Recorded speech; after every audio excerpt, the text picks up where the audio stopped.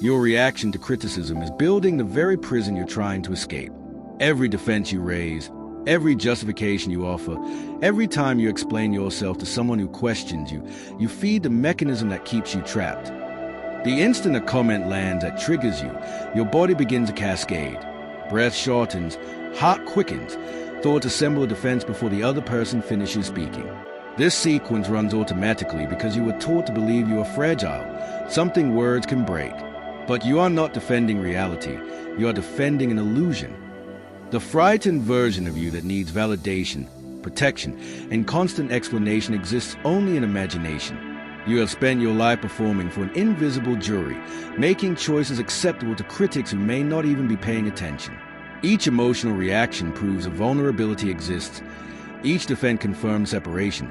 Each justification reinforces a belief that your identity depends on an image held by minds outside your own. That exhaustion you feel after arguments comes from protecting something that never needed protection. Look at water. It does not argue with rocks. It flows around, under, and over obstacles until it carves canyons. Your consciousness can move the same way when you stop treating criticism as combat. Solitariness and openness replace armor. Solitude becomes a laboratory where you learn to let words pass through you without sticking. Solitariness is not passivity, it is presence. When you stop experiencing differing opinions as existential threats, you stop giving strangers the power to control your inner state. Most attacks reveal more about the attacker than about you. The person who calls you lazy often fears stillness. The one who accuses you of selfishness struggles with guilt about their needs.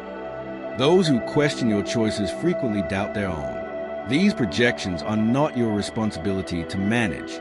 When you take them personally, you become entangled in confusion that isn't yours. You enter a dance of mutual delusion where everyone plays a role in consciousness exploring itself through conflict. The whole system depends on your participation. Remove your participation, and the system collapses. What happens when defense stops? Attacks lose their landing zone. People will still project, still express confusion, still struggle. But because you become space instead of wall, their words move through openness rather than bouncing back with equal force. Sky remains untouched by storms passing through it. The ocean stays whole regardless of waves on its surface. The more desperately you protect your image, the more fragile you become. You carry water in a basket, gripping tighter while it slips through your fingers. When grasping stops, when you release the need to control how others perceive you, you discover what was always true. You are already complete. Approval cannot add to what you already are. Here's a distinction that changes everything: personal defense versus appropriate response.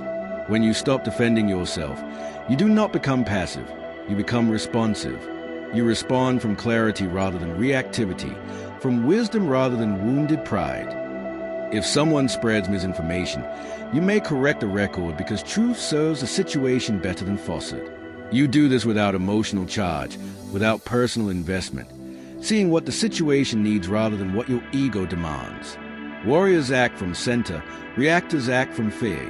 The warrior knows they are performing a role. The reactor believes they are the role. Most defenses protect against threats that exist only in imagination. Entire dramas construct themselves in your head where you are the victim and others are villains. Often the other person isn't even thinking about you. They are imperfectly human, having a bad day. Even when criticism is genuine, your refusal to defend does not amplify the attack. It renders it powerless. Throw a ball at a wall and it bounces back. Throw a ball into space and it keeps going until energy dissipates. When you refuse to be the wall and become space instead, attacks have nowhere to land. When you stop defending, you give others permission to stop attacking because there is nothing to attack against.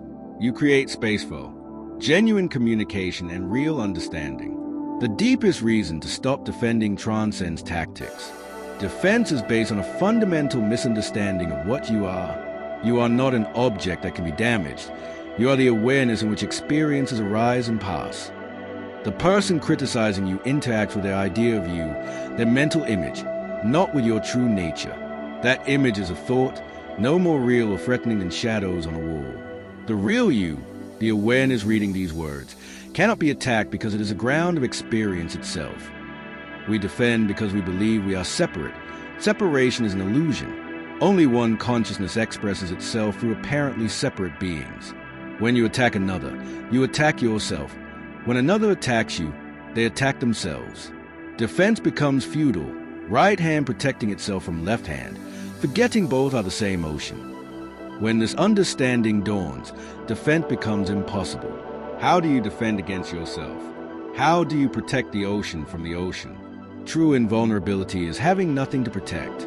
True strength is offering no resistance. True freedom is defending nothing. This does not make you weak. It makes you like water, soft yet capable of wearing away stone. It makes you like space, formless, boundless, untouched. Living without constant need to defend, justify, or explain creates a quality of ease that draws others. You become a sanctuary where people can lay down their weapons.